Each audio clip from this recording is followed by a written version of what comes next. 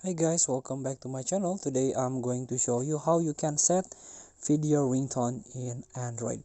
So all you have to do right now is open or install video ringtone app.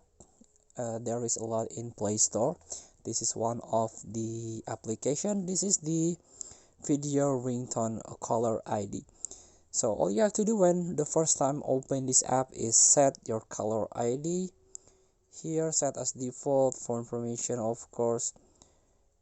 Here allow video ringtone, allow, and then give the permission,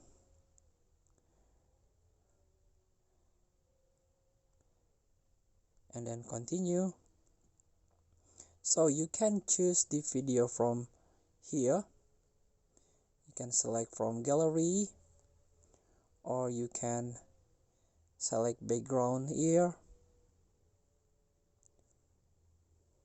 or this is the call button, this is the image or the animation, and this is the preview.